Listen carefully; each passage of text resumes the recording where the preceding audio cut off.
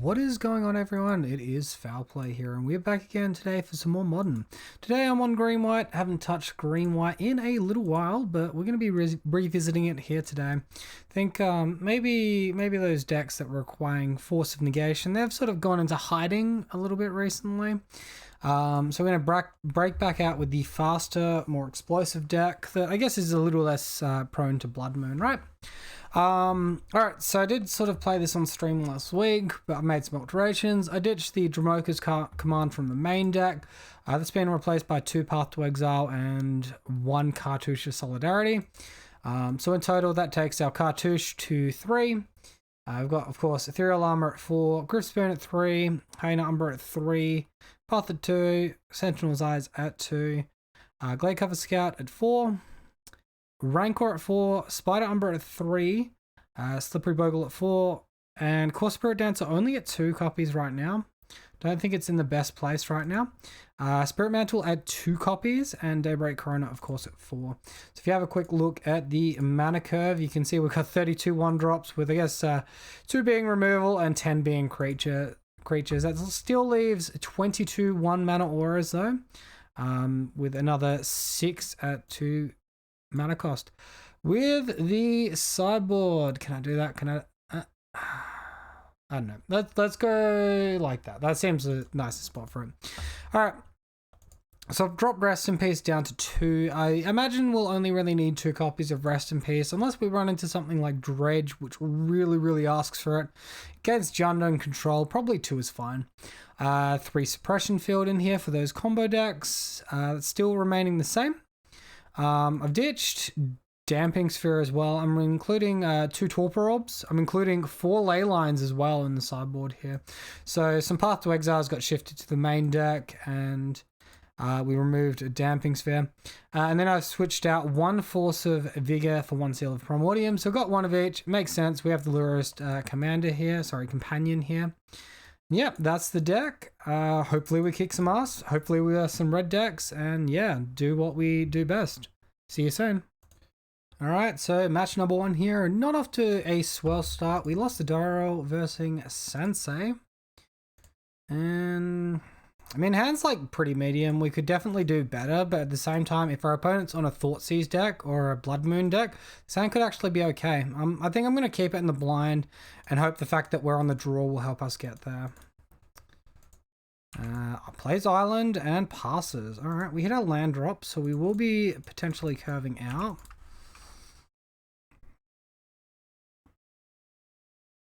With the Opt. And Ops to the bottom with that Scry. Now, a lot of these control decks at the moment are doing like either Platinum Imperium off Madcap Experiment, or they're simply just like a Through the Breach deck, something along those lines.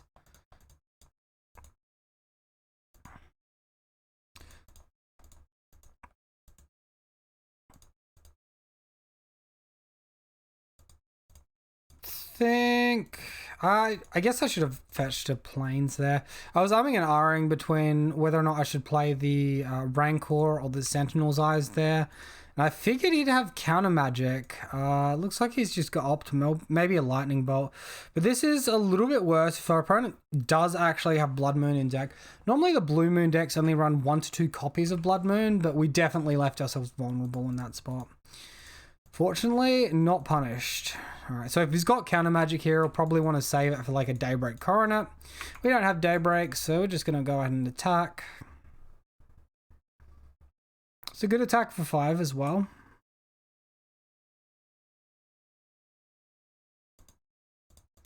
Alright, second main, play guy. I mean, they might like just remand. No remand. Prismari command. Delicate Awakening. Alright. I'm starting to think that our opponent might be Through the Breach.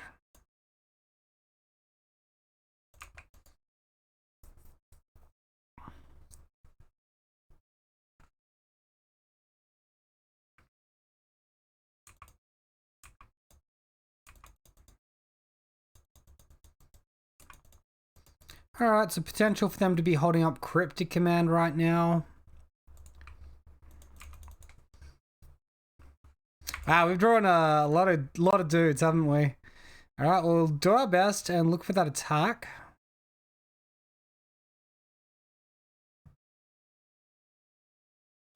Tap and draw a card.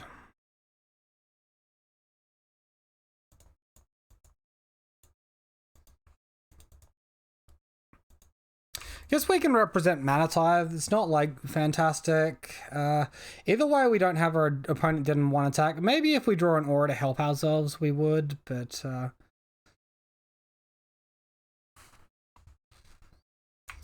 oh boy. This card can't be targeted by instants and sorceries. Protection from spells that are one or more colors. Flying, Annihilator 6. I guess if we play out our other Bogle, we have a chance. So 1, 2, 3, 4. We have to ditch another potentially 2 cards.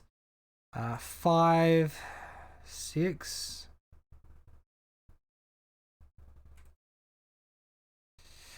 We're pretty like thin chances to win this at this point. I think we ditched a Rancor.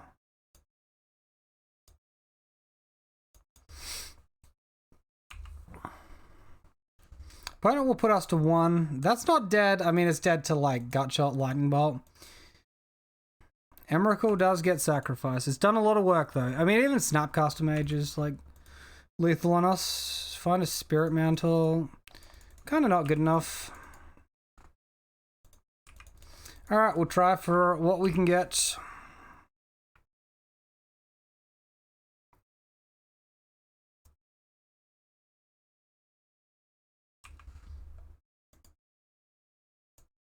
Note that, like, if we fetched for a basic on turn 2 instead of shocking, we may have got there, but that wasn't our line, so that doesn't matter.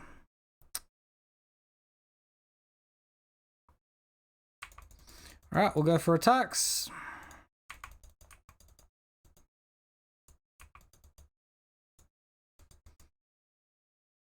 I think we just hold up Path to Exile here. Maybe we play a Bogle.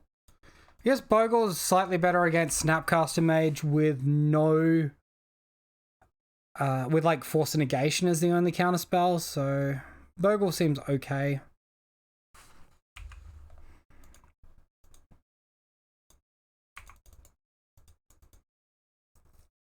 Has he got another Cryptic right when we need him not to most?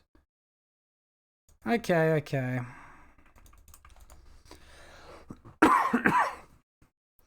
It's very close.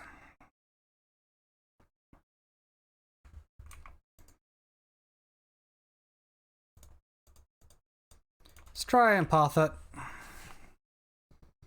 Cool. Alright.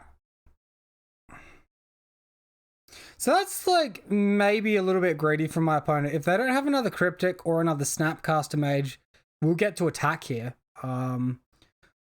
So I think in that spot, if he's not got the backup, that's just a little bit greedy in my opinion. Of course, sometimes you just have it all.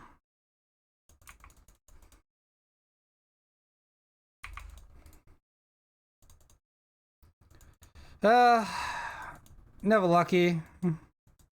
Maybe it chooses the wrong modes.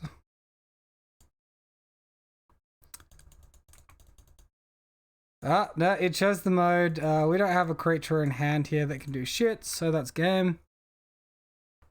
Guess at some point we could have recast our Sentinel's Eyes as well.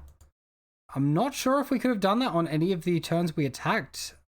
I think if we did it the turn earlier, we wouldn't have held up Path.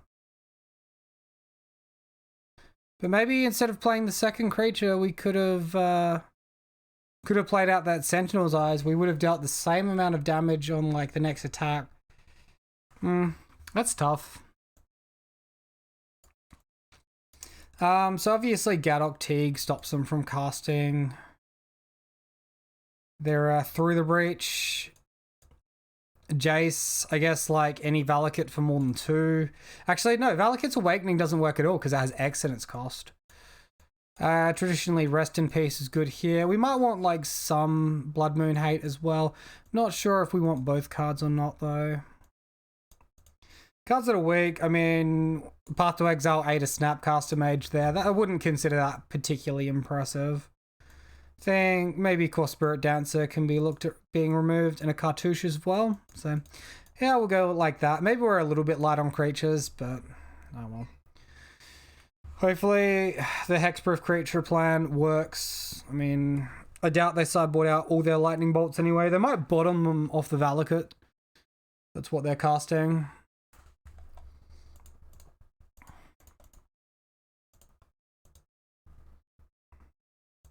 Alright, good looking 7. Hopefully we can find another aura on turn 2. Could be a little bit vulnerable to Blood Moon this game, actually. If he's got, like, Remand into Blood Moon.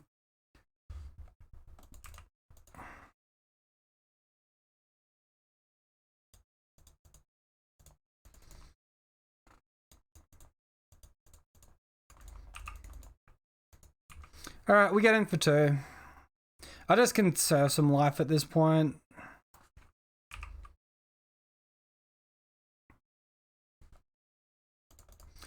Alright, we'll make him have the Remand. It's like very good on our clock if he doesn't. If he has Mana Leak, that's just really frustrating. Okay, whatever. Just play essentially at sorcery speed here. I don't think it really matters. Opponent's just gonna like end step opt or something.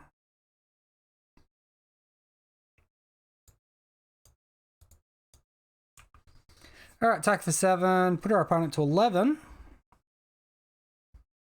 And a good aura off the top might get us there. You're really going to trade that with the big one? I guess he's just chump blocking. That's more reasonable than blocking the small one.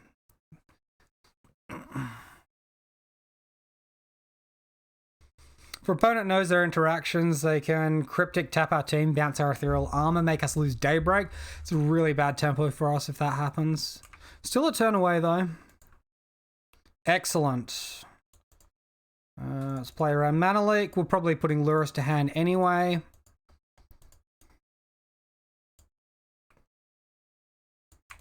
Excellent. Alright. So we get to attack for 11 now.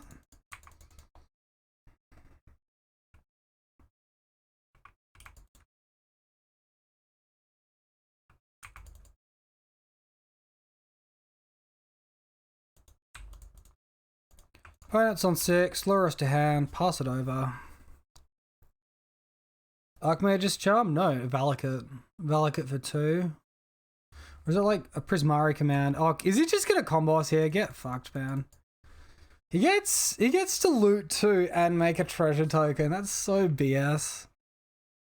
Man, I should be playing this deck. This deck seems dumb. Oh, he's discarding a Through the Breach. That probably means he has a multiple of it in hand and he's looking for the Emrakul. Again though, if our opponent Emrakuls this turn, we sack 6, 1, 2, 3, 4, 5, 6, and then we attack for lethal.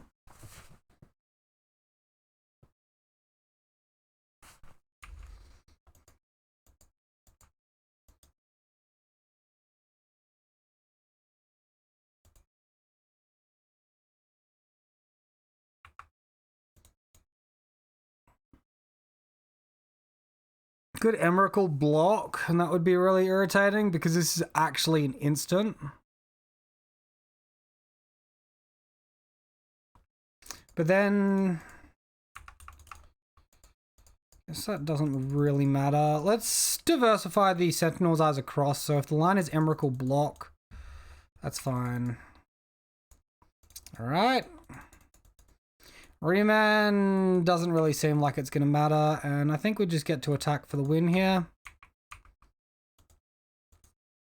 He can chump block again.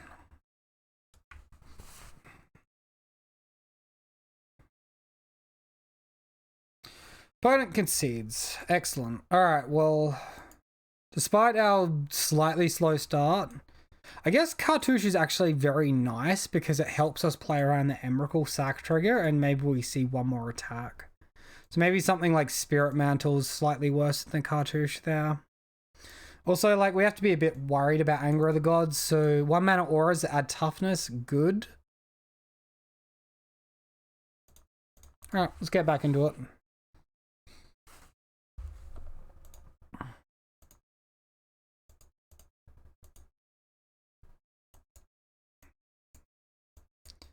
Not like super aggressive or amazing, not horrible. I think it's probably better than an average 6. Like, we make every land drop with this hand. And we don't deal ourselves very much damage either, which is nice. Alright, as long as we don't get Pyroclasm blown out here. We might have a game.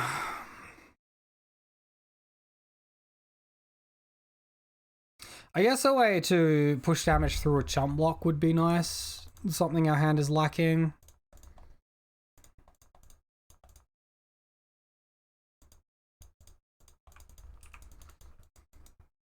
Alright, no remand just yet. They might be saving it for the Daybreak next turn.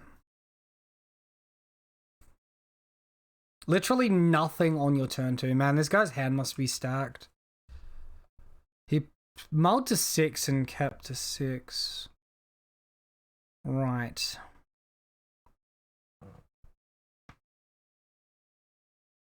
Guess we just go ahead and pressure.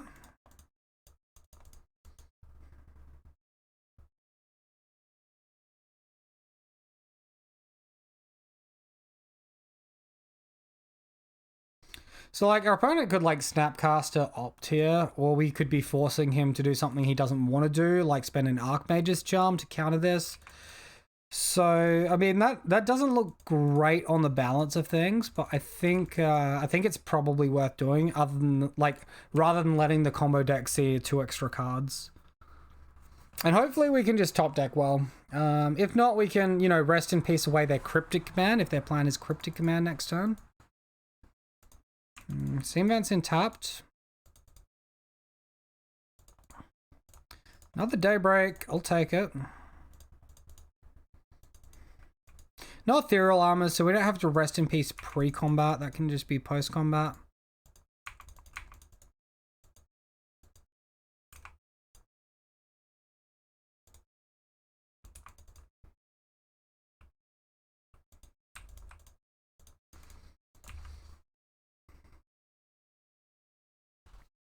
Alright, so this should make it a little bit harder if he's holding both Snapcaster Mage and Cryptic commands and just looking to, you know, Snapcaster into Cryptic. Relicate's Awakening. How many cards is he pitching? He's got 4 in hand. I'm guessing at least 3. Oh, he ditched all 4, drew a fresh 5. Wow.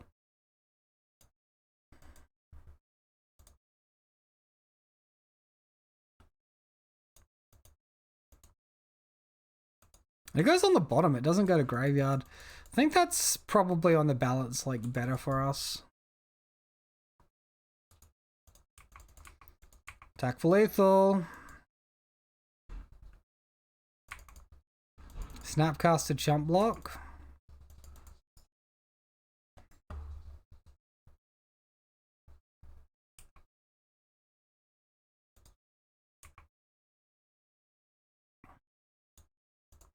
So as you can see, our opponent made their land drop.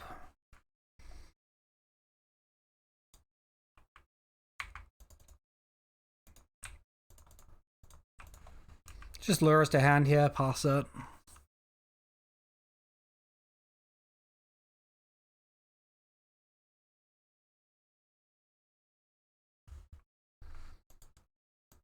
Alright, opponent now at 6 mana. And they've used, what, 2 Snapcaster Mages at this point? 1. The other one must have been last game.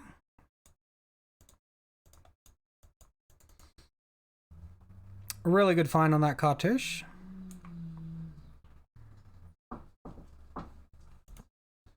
Alright, and we'll play out our Spider Umbra as well. means a nice little attack for 9.